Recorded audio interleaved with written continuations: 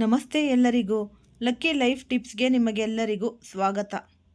ಈ ಕುಂಭರಾಶಿಯವರಿಗೆ ಈ ತಿಂಗಳು ಅಂದರೆ ನಿಮ್ಮ ಪಾಲಿಗೆ ಇದು ಒಂದು ತಿಂಗಳಲ್ಲ, ಇದು ನಿಮ್ಮ ಒಂದು ಕಠಿಣ ಪರಿಶ್ರಮಕ್ಕೆ ನೀವು ಇಷ್ಟು ದಿನ ಕಷ್ಟಪಟ್ಟಿದ್ದಕ್ಕೆ ಪ್ರತಿಫಲ ಅನ್ನೋದು ಸಿಗುವ ಸಮಯ. ನಿಮ್ಮ ಸಾಡೆ ಸಾತಿ ಶನಿಯ ಪರೀಕ್ಷೆಯ ನಡುವೆಯೇ ಗ್ರಹಗಳ ರಾಜ ಈ ಸೂರ್ಯನು ಈ ರಣಕಹಳೆ ಊದಿ ನಿಮಗೆ ಒಂದು ಅದ್ಭುತವಾದ ಕರ್ಮ ರಾಜಯೋಗವನ್ನು ನೀಡಲು ಬರುತ್ತಿದ್ದಾನೆ. ಒಂದು ಕಡೆ ಈ ಕರ್ಮ ರಾಜಯೋಗವು ನಿಮ್ಮನ್ನು ವೃತ್ತಿ ಜೀವನದಲ್ಲಿ ಗೆಲುವಿನ ಓಟದಿಂದ ಅತ್ಯುನ್ನತ ಶಿಖರಕ್ಕೆ ಕೊಂಡೊಯ್ಯಲಿದೆ. ಅಧಿಕಾರ, ಗೌರವ ಮತ್ತು ಸಂಪತ್ತನ್ನು ತಂದುಕೊಡುತ್ತಿದೆ. ಒಂದು ಕಡೆ ಈ ಶನಿ ಭಗವಾನರು ಮತ್ತು ರಾಹುವಿನ ಪ್ರಭಾವದಿಂದ ನಿಮ್ಮ ಆರೋಗ್ಯ ಮತ್ತು ಮಾತು ನಿಮ್ಮ ಜೀವನದ ಅತಿ ಪರೀಕ್ಷೆಯಾಗಿ, ದೊಡ್ಡದಾದ ಪರೀಕ್ಷೆಯಾಗಿ ನಿಲ್ಲಲಿದೆ. ಏನಿದು ಅದ್ಭುತ ಯೋಗ ಯಾವುದು? ಶನಿಯ ದೊಡ್ಡ ಸವಾಲು ನಿಮ್ಮ ಪ್ರತಿಯೊಂದು ನಿರ್ಧಾರವನ್ನು ಪ್ರಭಾವಿಸಲಿರುವ ಈ ತಿಂಗಳ ಸಂಪೂರ್ಣ ಭವಿಷ್ಯವನ್ನು ತಿಳಿಯಲು ಈ ವಿಡಿಯೋವನ್ನು ಫಸ್ಟಿಂದ ಹಿಡಿದು ಕೊನೆ ತನಕ ಸ್ಕಿಪ್ ಮಾಡ್ದಲೇ ನೋಡಿದ್ರೆ ತುಂಬಾ ಉಪಯುಕ್ತವಾದ ಮಾಹಿತಿ ನಿಮಗೂ ಕೂಡ ಲಭಿಸುತ್ತೆ. ಈ ವಿಡಿಯೋ ಇಷ್ಟ ಆಗಿದ್ದಲ್ಲಿ ಪುಟ್ಟದೊಂದು ಲೈಕ್ ಕೊಡೋದನ್ನ ಮರಿಬೇಡಿ. ಮತ್ತು ಕುಂಭರಾಶಿಯವರು ಯಾರೆಲ್ಲ ಇದ್ದೀರಾ ಅವ್ರಿಗೆ ಹೆಚ್ಚಾಗಿ ಈ ವಿಡಿಯೋವನ್ನು ಶೇರ್ ಮಾಡಿ. ಓಂ ಶ್ರೀ ಶನೇಶ್ವರಾಯ ನಮಃ ಅಂತ ಕಮೆಂಟ್ ಬಾಕ್ಸ್ನಲ್ಲಿ ಕಮೆಂಟನ್ನು ಹಾಕಿ. ಇಲ್ಲ ಅಂದರೆ ನಿಮ್ಮ ಮನೆ ದೇವರು, ನಿಮ್ಮ ಕುಲದೇವರ ಹೆಸರನ್ನು ಕಮೆಂಟ್ ಬಾಕ್ಸ್ನಲ್ಲಿ ಹಾಕಿ. ಈ ಕುಂಭರಾಶಿಯ ಅಧಿಪತಿ ಬಂದು ಶನಿ ಭಗವಾನರು. ಶನಿ ಭಗವಾನರು ಎಂದರೆ ಈ ನ್ಯಾಯ, ಶಿಸ್ತು, ಕರ್ಮ ಮತ್ತು ಸ್ಥಿರತೆ. ಈ ತಿಂಗಳು ನಿಮ್ಮ ರಾಶ್ಯಾಧಿಪತಿ ಶನಿಯು ನಿಮ್ಮ ಸ್ವಂತ ರಾಶಿಯಲ್ಲಿಯೇ ಅಂದರೆ ನಿಮ್ಮ ಲಗ್ನದಲ್ಲಿಯೇ ಸ್ಥಿತನಾಗಿ ಈ ಶಶ ಮಹಾಪುರುಷ ರಾಜಯೋಗವನ್ನು ಸೃಷ್ಟಿಸಲಿದ್ದಾನೆ. ಇದು ನಿಮ್ಮ ವ್ಯಕ್ತಿತ್ವಕ್ಕೆ ಅಗಾಧವಾದ ಶಕ್ತಿ, ಗಾಂಭೀರ್ಯ ಮತ್ತು ಸ್ಥಿರತೆಯನ್ನು ತಂದುಕೊಡುತ್ತಿದೆ. ಆದರೆ ಇದು ಅಂತಿಮ ಹಂತದ ಸಾಡೆಸಾತಿ ಶನಿಯ ಪ್ರಭಾವವು ಆಗಿರುವುದರಿಂದ ನಿಮ್ಮ ಮೇಲೆ ಅತಿಯಾದ ಜವಾಬ್ದಾರಿ, ಒತ್ತಡ ಮತ್ತು ಆಲಸ್ಯವನ್ನು ತರಲಿದೆ. ಇದರ ಜೊತೆಗೆ ದೇವಗುರು ಬೃಹಸ್ಪತಿಯು ನಿಮ್ಮ ಸುಖಸ್ಥಾನವಾದ 4ನೇ ಮನೆಯಲ್ಲಿ ಸಂಚರಿಸುತ್ತಾ ನಿಮ್ಮ ಕುಟುಂಬ, ಆಸ್ತಿ ಮತ್ತು ಈ ವಾಹನ ಸುಖವನ್ನು ರಕ್ಷಿಸಲಿದ್ದಾನೆ. ಆದರೆ ಈ ತಿಂಗಳ ಅತ್ಯಂತ ದೊಡ್ಡ ಬದಲಾವಣೆ ನಡೆಯುವುದು ತಿಂಗಳ ಮಧ್ಯಭಾಗದಲ್ಲಿ. ಗ್ರಹಗಳ ರಾಜ ಸೂರ್ಯನು ನಿಮ್ಮ ಭಾಗ್ಯಸ್ಥಾನದಿಂದ ನಿಮ್ಮ ಕರ್ಮಸ್ಥಾನಕ್ಕೆ ಪ್ರವೇಶಿಸುತ್ತಿದ್ದಾನೆ. ನಿಮಗೆ ಕರ್ಮ ರಾಜಯೋಗವನ್ನು ಸೃಷ್ಟಿಸುತ್ತಿದೆ. ಈ ಸಮಯದಲ್ಲಿ ಶುಕ್ರ ಮತ್ತು ಬುಧನು ನಿಮ್ಮ ಲಾಭಸ್ಥಾನಕ್ಕೆ ಪ್ರವೇಶಿಸುವುದರಿಂದ ನೀವು ಮಾಡುವ ಪ್ರತಿಯೊಂದು ಕೆಲಸವೂ ಲಾಭವಾಗಿ ಪರಿವರ್ತನೆಯಾಗಲಿದೆ. ಒಟ್ಟಾರೆಯಾಗಿ ಹೇಳುವುದಾದರೆ ಗ್ರಹಗಳು ನಿಮ್ಮನ್ನು ಉದ್ಯೋಗದಲ್ಲಿ ರಾಜನನ್ನಾಗಿ ಮಾಡಲು ಸಂಕಲ್ಪ ಮಾಡಿವೆ. ಆದರೆ ರಾಹು ಕೇತುಗಳ ಈ ಅಕ್ಷ ಮತ್ತು ಶನಿಯು ನಿಮ್ಮನ್ನು ಪರೀಕ್ಷಿಸಲು ಕಾದಿವೆ. ಅದರ ಬಗ್ಗೆ ನಾವು ಹೇಗೆ ಅಂತ ಮುಂದೆ ತಿಳಿಯೋಣ. ಮೊದಲು ನಿಮ್ಮ ಜೀವನದ ವಿವಿಧ ಕ್ಷೇತ್ರಗಳ ಆಗಲಿರುವ ಸಕಾರಾತ್ಮಕ ಬದಲಾವಣೆಗಳ ಬಗ್ಗೆ ನೋಡೋಣ. ವೃತ್ತಿ ಜೀವನ. ಕುಂಭರಾಶಿಯವರಿಗೆ ತಮ್ಮ ಕೆಲಸದಲ್ಲಿ ಹೊಸತನ ಮತ್ತು ಈ ಸೃಜನಶೀಲತೆ ಎಂದರೆ ಬಹಳ ಇಷ್ಟ. ಈ ತಿಂಗಳು, ವಿಶೇಷವಾಗಿ ತಿಂಗಳ ದ್ವಿತೀಯಾರ್ಧದಲ್ಲಿ ನಿಮ್ಮ ವೃತ್ತಿ ಜೀವನವು ರಾಕೆಟ್ ವೇಗದಲ್ಲಿ ಮುನ್ನುಗ್ಗಲಿದೆ. ನೀವು ಉದ್ಯೋಗದಲ್ಲಿದ್ದರೆ ಕರ್ಮ ರಾಜಯೋಗದ ಪ್ರಭಾವದಿಂದ ಬಹುಕಾಲದಿಂದ ನೀವು ಕಾಯುತ್ತಿದ್ದ ಈ ತುಂಬಿದ ಅಧಿಕಾರ ಅಂದರೆ ಬಡ್ತಿ ಅಧಿಕಾರ ಅಥವಾ ದೊಡ್ಡ ಜವಾಬ್ದಾರಿ ನಿಮ್ಮನ್ನು ಹುಡುಕಿಕೊಂಡು ಬರಲಿದೆ. ನಿಮ್ಮ ಮಾತಿಗೆ ಕಚೇರಿಯಲ್ಲಿ ವಿಶೇಷ ಬೆಲೆ ಅನ್ನೋದು ಕೊಡ್ತಾರೆ. ನಿಮ್ಮ ನಾಯಕತ್ವದ ಗುಣಗಳು ಪ್ರಕಟವಾಗಲಿದ್ದು ದೊಡ್ಡ ತಂಡವನ್ನು ಮುನ್ನಡೆಸುವ ಅವಕಾಶ ಸಿಗಲಿದೆ. ತಂತ್ರಜ್ಞಾನ, ಸಂಶೋಧನೆ, ಇಂಜಿನಿಯರಿಂಗ್, ಸಮಾಜ ಸೇವೆ ಅಥವಾ ಈ ಬೋಧನಾ ವೃತ್ತಿಯಲ್ಲಿ ಇರುವವರಿಗೆ ಇದು ಅತ್ಯಂತ ಯಶಸ್ವಿಯ ತಿಂಗಳು. ಸರ್ಕಾರಿ ಉದ್ಯೋಗಕ್ಕಾಗಿ ಪ್ರಯತ್ನಿಸುತ್ತಿರುವವರಿಗೆ ಅಥವಾ ಈ ಸರ್ಕಾರಿ ಕಾಂಟ್ರಾಕ್ಟ್ಗಳಿಗಾಗಿ ಕಾಯುತ್ತಿರುವವರಿಗೆ ಶುಭ ಸುದ್ದಿ ನಿಶ್ಚಿತ. ಇನ್ನು ವ್ಯವಹಾರ ಮಾಡುವ ಕುಂಭರಾಶಿಯವರಿಗೆ ಇದು ಲಾಭದ ಸುಖಿ ಕಾಲ. ಶುಕ್ರ ಮತ್ತು ಬುಧನ ಸಂಚಾರವು ನಿಮ್ಮ ವ್ಯವಹಾರದಲ್ಲಿ ಹೊಸ ಉತ್ಸಾಹವನ್ನು ತರುತ್ತಿದೆ.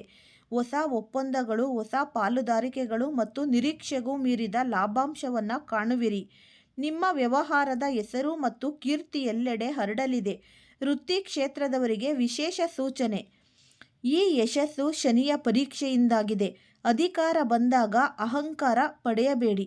ನಿಮ್ಮ ಕೈಯಲ್ಲಿ ಉದ್ಯೋಗಿಗಳನ್ನು ವಿನಯದಿಂದ ನಡೆಸಿಕೊಳ್ಳಿ. ಇನ್ನು ಹಣಕಾಸಿನ ವಿಚಾರ ನೋಡುವುದಾದರೆ ಲಾಭಸ್ಥಾನದಲ್ಲಿ ಶುಕ್ರ ಮತ್ತು ಈ ಬುಧನ ಸಂಚಾರವು ನೀವು ಮುಟ್ಟಿದ್ದೆಲ್ಲ ಚಿನ್ನವಾಗುವ ಸಮಯವನ್ನು ತರುತ್ತಿದೆ.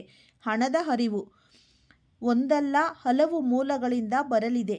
ನಿಮ್ಮ ವೈಯಕ್ತಿಕ ಯಶಸ್ಸು ನೇರವಾಗಿ ನಿಮ್ಮ ಬ್ಯಾಂಕ್ ಖಾತೆಯಲ್ಲಿ ಪ್ರತಿಫಲಿಸುತ್ತಿದೆ. ಹಿಂದೆ ಮಾಡಿದ ಹೂಡಿಕೆಗಳು ಈಗ ಉತ್ತಮ ಲಾಭವನ್ನು ತಂದುಕೊಡಲಿದೆ. ದೇವಗುರು ಬೃಹಸ್ಪತಿಯು 4ನೇ ಮನೆಯಲ್ಲಿ ಇರುವುದರಿಂದ ಭೂಮಿ, ಮನೆ ಅಥವಾ ಈ ಹೊಸ ವಾಹನವನ್ನು ಖರೀದಿಸುವ ನಿಮ್ಮ ಕನಸು ನನಸಾಗಲು ಇದು ಅತ್ಯುತ್ತಮ ಸಮಯ. ಆದರೆ 2ನೇ ಮನೆಯಲ್ಲಿ ರಾಹು ಇರುವುದರಿಂದ ಹಣಕಾಸಿನ ವ್ಯವಹಾರದಲ್ಲಿ ಮೋಸ ಹೋಗುವ ಸಾಧ್ಯತೆ ತುಂಬಾ ಇದೆ. ಆದಷ್ಟು ಯಾರನ್ನು ಕಣ್ಣು ಮುಚ್ಚಿ ನಂಬಲಿಕ್ಕೆ ಹೋಗಬೇಡಿ. ಕುಟುಂಬಕ್ಕಾಗಿ ಅನಿರೀಕ್ಷಿತ ಖರ್ಚುಗಳು ಸಹ ಹೆಚ್ಚಾಗುತ್ತೆ. ಆರೋಗ್ಯವೇ ಭಾಗ್ಯ. ಇದು ಈ ತಿಂಗಳು ನೀವು ಅತ್ಯಂತ ಗಮನ ಹರಿಸಬೇಕಾದ ಕ್ಷೇತ್ರ. ನಿಮ್ಮ ರಾಶ್ಯಾಧಿಪತಿ ಶನಿಯೇ ನಿಮ್ಮ ಲಗ್ನದಲ್ಲಿ ಶನಿ ಇರುವುದರಿಂದ ಮಾನಸಿಕ ಒತ್ತಡ, ಆತಂಕ ಮತ್ತು ವಿಪರೀತ ಆಲಸ್ಯ ನಿಮ್ಮನ್ನು ಕಾಡಬಹುದು. ಜೊತೆಗೆ ಅಷ್ಟಮ ಸ್ಥಾನದಲ್ಲಿ ಕೇತುವಿನ ಸಂಚಾರವು ಹಠಾತ್ ಆರೋಗ್ಯ ಸಮಸ್ಯೆಗಳನ್ನು ತರಬಹುದು. ಸಮಸ್ಯೆಯನ್ನು ಪತ್ತೆ ಮತ್ತೆ ಹಚ್ಚುವುದೇ ಕಷ್ಟವಾಗಬಹುದು. ನರಗಳಿಗೆ ಸಂಬಂಧಪಟ್ಟ ಸಮಸ್ಯೆಗಳು, ಮೂಳೆ ನೋವೇ ಆಗಿರ್ಬೋದು ಅಥವಾ ಹಳೆಯ ಕಾಯಿಲೆಗಳು ಮರುಕಳಿಸಬಹುದು. ಈ ಮಂಗಳನ ಸಂಚಾರವು ಜೀರ್ಣಕ್ರಿಯೆ ಮತ್ತು ರಕ್ತದ ಒತ್ತಡದ ಬಗ್ಗೆ ಎಚ್ಚರಿಕೆ ವಹಿಸಲು ಸೂಚಿಸುತ್ತಾ ಇದೆ. ಆದ್ದರಿಂದ ಈ ತಿಂಗಳು ಆರೋಗ್ಯವನ್ನು ಯಾವುದೇ ಕಾರಣಕ್ಕೂ ನಿರ್ಲಕ್ಷಿಸಬೇಡಿ. ಯೋಗ, ಧ್ಯಾನ ಮತ್ತು ನಿಯಮಿತ ವ್ಯಾಯಾಮವನ್ನು ನಿಮ್ಮ ಜೀವನದ ಭಾಗವನ್ನಾಗಿಸಿಕೊಳ್ಳಿ. ಪ್ರೀತಿ ಮತ್ತು ಸಂಬಂಧಗಳ ವಿಷಯದಲ್ಲಿ ಇದು ಮಿಶ್ರ ಫಲಗಳ ತಿಂಗಳು. ನಿಮ್ಮ ಕುಟುಂಬ ಸ್ಥಾನದಲ್ಲಿ ರಾಹು ಇರುವುದರಿಂದ ಮತ್ತು ಶನಿಯು ಲಗ್ನದಲ್ಲಿ ಇರುವುದರಿಂದ ನಿಮ್ಮ ಮಾತು ಅತ್ಯಂತ ಕಠೋರ ಮತ್ತು ನೇರವಾಗಿದೆ. ಇದರಿಂದ ನಿಮ್ಮ ಕುಟುಂಬದ ಸದಸ್ಯರೊಂದಿಗೆ ಮತ್ತು ನಿಮ್ಮ ಸಂಗಾತಿಯೊಂದಿಗೆ ತೀವ್ರ ಭಿನ್ನಾಭಿಪ್ರಾಯಗಳು ಉಂಟಾಗುತ್ತೆ.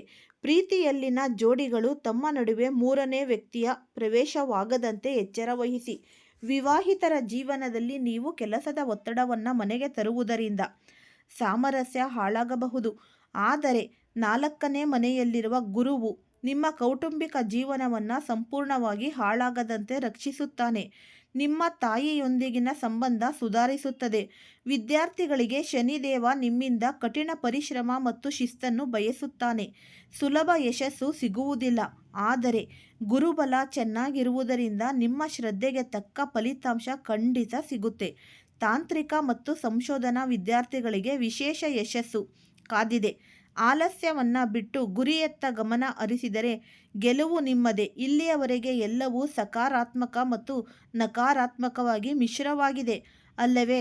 ವೃತ್ತಿಯಲ್ಲಿ ರಾಜಯೋಗ, ಆದರೆ ಆರೋಗ್ಯ ಮತ್ತು ಸಂಬಂಧಗಳಲ್ಲಿ ದೊಡ್ಡ ಪರೀಕ್ಷೆ. ಆರಂಭದಲ್ಲಿ ಹೇಳಿದಂತೆ ಈ ತಿಂಗಳು 2 ಕಠಿಣ ಸವಾಲುಗಳು ನಿಮ್ಮ ದಾರಿಗೆ ಬರಲಿದೆ. ದಯವಿಟ್ಟು ಅತ್ಯಂತ ಗಮನವಿಟ್ಟು ಕೇಳಿ. ಈ ತಿಂಗಳಿನಲ್ಲಿ ಎದುರಾಗುವ ಮೊದಲ ಸವಾಲು ಜನ್ಮಶನಿ ಮತ್ತು ಅಷ್ಟಮ ಕೇತು ನಿಮ್ಮನ್ನು ಮಾನಸಿಕವಾಗಿ ಮತ್ತು ದೈಹಿಕವಾಗಿ ದುರ್ಬಲಗೊಳಿಸಲು ಪ್ರಯತ್ನಿಸುತ್ತಿವೆ.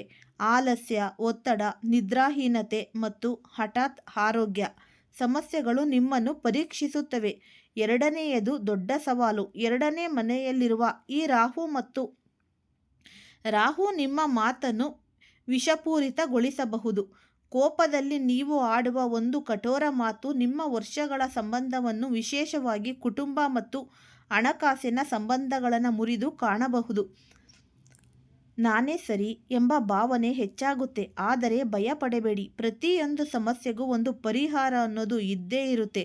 ಪ್ರತಿ ಶನಿವಾರ ಶನಿ ಭಗವಾನರ ದೇವಸ್ಥಾನಕ್ಕೆ ಭೇಟಿ ನೀಡಿ ಎಳ್ಳೆಣ್ಣೆ ದೀಪವನ್ನು ಹಚ್ಚಿ. ಅದಕ್ಕಿಂತ ಮುಖ್ಯವಾಗಿ ನಿಮ್ಮ ಅಂತಿಮ ಹಂತದ ಸಾಡೆ-ಸಾತಿ ಶನಿಯ ಪ್ರಭಾವವನ್ನು ಕಡಿಮೆ ಮಾಡಲು ಬಡವರಿಗೆ, ವೃದ್ಧರಿಗೆ ಅಥವಾ ಅಂಗವಿಕಲರಿಗೆ ನಿಮ್ಮ ಕೈಲಾದ ಸಹಾಯ ಮಾಡಿ. ಪ್ರತಿದಿನ ದುರ್ಗಾದೇವಿಯ ಮಂತ್ರವನ್ನು ನೀವು ಪಠಿಸಿ. ಮತ್ತು ಕುಟುಂಬದೊಂದಿಗೆ ಮಾತನಾಡುವಾಗ ನೀವು ಕೋಪ ಬಂದಾಗ ನೀರು ಕುಡಿದು 10 ಹೆಜ್ಜೆ ನಡೆದು ನಂತರ ಮಾತನಾಡಿ. ಪ್ರತಿದಿನ ಬೆಳಿಗ್ಗೆ ನೀವು ಗಣಪತಿಯ ದರ್ಶನವನ್ನು ಮಾಡಿ. ಓಂ ಗಂ ಗಣಪತಿಯೇ ನಮಃ ಅಂತ ನೀವು ಸಾಧ್ಯವಾದರೆ 108 ಬಾರಿ ಜಪಿಸಿ. ಇಲ್ಲ ಅಂದರೆ ಟೈಮ್ ಇಲ್ಲ ಅನ್ನೋರು 21 ಬಾರಿ ಆದರೂ ನೀವು ಹೇಳಲೇಬೇಕು.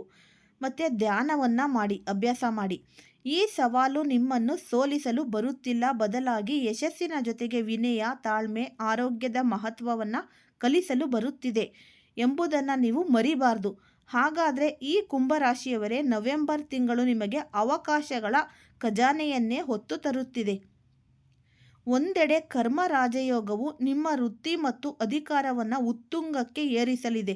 ಮತ್ತೊಂದೆಡೆ ಶನಿದೇವನು ನಿಮ್ಮ ಆರೋಗ್ಯ ಮತ್ತು ಮಾತಿನ ಪರೀಕ್ಷೆ ನಡೆಸಲಿದ್ದಾನೆ. ನೀವು ಕುಂಭ ಅಂದರೆ ಸಮಚಿತ್ತದ ಪ್ರತೀಕ. ನಾನು ತಿಳಿಸಿದ ಪರಿಹಾರಗಳನ್ನು ಪಾಲಿಸಿ ತಾಳ್ಮೆ ಮತ್ತು ವಿವೇಕದಿಂದ ಮುನ್ನಡೆದರೆ ನೀವು ಈ ಸವಾಲನ್ನು ಗೆದ್ದು ನವೆಂಬರ್ ತಿಂಗಳನ್ನು ನಿಮ್ಮ ಜೀವನದ ಒಂದು ಸ್ಮರಣೀಯ ಮತ್ತು ವಿಜಯಶಾಲಿಯಾದ ಅಧ್ಯಯನವನ್ನಾಗಿ ಮಾಡಿಕೊಳ್ಳುವುದರಲ್ಲಿ ಯಾವುದೇ ಸಂದೇಹವೇ ಇಲ್ಲ. ಈ ಕಾರ್ತಿಕ ಮಾಸದ ಸೋಮವಾರದಂದು ಆದಷ್ಟು ನೀವು ಈ ದೇವರ ಶಿವನ ಪಠನೆ ಮಾಡುವುದರಿಂದ ನಿಮ್ಮ ಸರ್ವ ದೋಷಗಳು ಕೂಡ ನಿವಾರಣೆಯಾಗುತ್ತೆ. ಆದರೆ ಮೊದಲ ಸೋಮವಾರ ಮಾಡೋಕ್ಕಾಗಿಲ್ಲ ಅಂತ ಅನ್ನೋರು ಇನ್ನೂ ಒಂದು 3 ಸೋಮವಾರಗಳು ಇವೆ. ಹಾಗಾಗಿ ಇಲ್ಲಿ ಪವಿತ್ರವಾದಂತಹ ಒಂದು ಪರಮ ಪವಿತ್ರವಾದಂತಹ ಮಾಸ ಅಂತಲೇ ನಾವು ಅನ್ನಬಹುದು. ಮನೆಯಲ್ಲಿ ಸಾಧ್ಯವಾದರೆ ಸತ್ಯನಾರಾಯಣನ ಪೂಜೆ ವ್ರತ ಮಾಡಿಸಿ, ಇಲ್ಲ ನಿಮಗೆ ಸಾಧ್ಯ ಆಗಿಲ್ಲ ಅಂದರೆ ಈ ನವಗ್ರಹ ದಾನನಾದರೂ ಕೊಡಬಹುದು. ಮತ್ತು ಶಿವನ ಆರಾಧನೆ ಮಾಡುವುದು ತುಂಬಾ ಉತ್ತಮ ಅಂತಲೇ ಅನ್ನಬಹುದು. ಈ ಲಕ್ಷ್ಮಿ ಮತ್ತು ನಾರಾಯಣರ ಆರಾಧನೆ ಮಾಡಿದ್ವಿ ಅಂತ ಅಂದರೆ ಖಂಡಿತವಾಗಿಯೂ ನಿಮಗಿರುವ ಯಾವುದೇ ಸರ್ವ ಸಮಸ್ಯೆಗಳು, ಸರ್ವ ದುಃಖಗಳು, ದೋಷಗಳು ನಿವಾರಣೆ ಆಗುತ್ತೆ. ಮತ್ತು ಆದಷ್ಟು ಮರೆಯಬೇಡಿ, ಮತ್ತೊಂದು ಸಲ ಹೇಳ್ತಾ ಇದ್ದೀನಿ, ಈ ಕಾರ್ತಿಕ ಮಾಸ ಮುಗಿಯೋದ್ರೊಳಗಡೆ ಒಂದು ದಿನನಾದರೂ ಈ ಶಿವನ ದೇವಾಲಯಕ್ಕೆ ಹೋಗಿ ದೀಪಾರಾಧನೆಯನ್ನು ಮಾಡಿ. ಇದರಿಂದ ನಿಮಗೆ ವಿಶೇಷವಾದಂತಹ ಅದ್ಭುತವಾದಂತಹ ಒಂದು ಫಲ ಅನ್ನೋದು ಸಿಗುತ್ತೆ. ಎಲ್ಲ ಕೆಲಸದಲ್ಲೂ ನಿಮಗೆ ಯಶಸ್ಸು, ಪ್ರಗತಿ ಸಿಗ್ತಾ ಹೋಗುತ್ತೆ. ಈ ಸೂರ್ಯಗ್ರಹದ ವಿಚಾರಕ್ಕೆ ಬರೋದಾದರೆ ತುಲಾ ರಾಶಿಯ 9ನೇ ಮನೆಯಲ್ಲಿ ನವೆಂಬರ್ 16ರವರೆಗೆ ಸೂರ್ಯ ಇರಲಿದ್ದು, ನವೆಂಬರ್ 16ರ ನಂತರ ವೃಶ್ಚಿಕ ರಾಶಿಯ 10ನೇ ಮನೆಗೆ ಸೂರ್ಯನು ಪ್ರವೇಶವನ್ನು ಮಾಡ್ತಾ ಇದ್ದಾನೆ. ಇನ್ನು ಬುಧ ಗ್ರಹದ ವಿಚಾರಕ್ಕೆ ಬರೋದಾದರೆ ವೃಶ್ಚಿಕ ರಾಶಿಯ 10ನೇ ಮನೆಯಲ್ಲಿ ಅಂದರೆ ನವೆಂಬರ್ 22ರವರೆಗೆ ಬುಧ ಇದ್ದು, ತದಾದ ನಂತರ ತುಲಾ ರಾಶಿಯ 9ನೇ ಮನೆಗೆ ನವೆಂಬರ್ 23ರಿಂದ ಪ್ರವೇಶವನ್ನು ಮಾಡಲಿದ್ದಾನೆ. ಇನ್ನು ಶುಕ್ರ ಗ್ರಹದ ವಿಚಾರಕ್ಕೆ ಬರೋದಾದರೆ ಈ ಕನ್ಯಾ ರಾಶಿಯ 8ನೇ ಮನೆಯಲ್ಲಿ ನವೆಂಬರ್ 1ರವರೆಗೆ ಇದ್ದಂತಹ ಶುಕ್ರನು ತುಲಾ ರಾಶಿಯ 9ನೇ ಮನೆಗೆ ನವೆಂಬರ್ 2ರಿಂದ 25ರವರೆಗೆ ಪ್ರವೇಶ ಮಾಡ್ತಾ ಇದ್ದಾರೆ.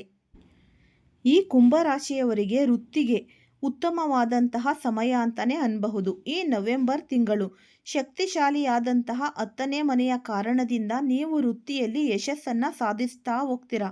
ನೀವು ನಿಮ್ಮ ಮೇಲಾಧಿಕಾರಿಗಳಿಂದ ಪ್ರಶಂಸೆಯನ್ನು ಕೂಡ ಪಡಿತಾ ಹೋಗ್ತೀರಾ. ಅಂದರೆ ಮಂಗಳನು ನಿಮಗೆ ಉತ್ಸಾಹ ಮತ್ತು ಶಕ್ತಿಯನ್ನು ನೀಡ್ತಾ ಹೋಗ್ತಾನೆ. ಆದರೆ ಸೂರ್ಯನು ನವೆಂಬರ್ 16ರಿಂದ ಅಧಿಕಾರವನ್ನು ಕೊಡಲಿದ್ದಾನೆ. ನವೆಂಬರ್ 26ರಂದು ಶುಕ್ರನು 10ನೇ ಮನೆಗೆ ಪ್ರವೇಶ. ಕಾರಣ ಈ ವೃತ್ತಿಪರ ಆಕರ್ಷಣೆಯನ್ನು ಸೇರ್ತಾ ಇರೋದು. ಉದ್ಯೋಗಗಳು ಮತ್ತು ಸ್ಥಳಗಳನ್ನು ಬದಲಾಯಿಸಲು ಬಯಸುವವರು ಈ ತಿಂಗಳಲ್ಲಿ ಬಯಸಿದ ಫಲಿತಾಂಶಗಳನ್ನು ಕೂಡ ನೀವು ಪಡಿತಾ ಹೋಗ್ತೀರಾ. ಈ ವಿಡಿಯೋ ಇಷ್ಟ ಆಗಿದ್ದಲ್ಲಿ ಲೈಕ್ ಮಾಡಿ, ಶೇರ್ ಮಾಡಿ. ಯಾರಾದರೂ ಹೊಸದಾಗಿ ನೋಡ್ತಾ ಇದ್ದರೆ ಅವರು ಕೂಡ ಈ ಚಾನಲ್ಗೆ ಸಬ್ಸ್ಕ್ರೈಬ್ ಮಾಡ್ಕೊಳ್ಳಿ. ಧನ್ಯವಾದಗಳು.